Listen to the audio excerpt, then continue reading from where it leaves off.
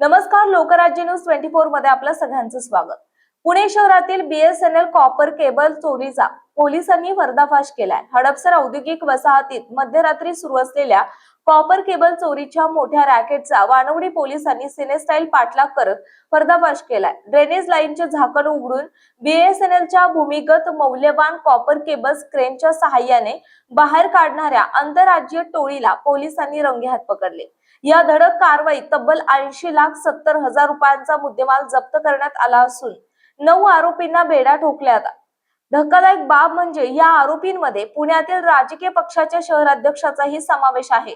प्रवीण बागुल असे या आरोपीचे नाव असून तो वंचित बहुजन आघाडीचा पदाधिकारी आहे।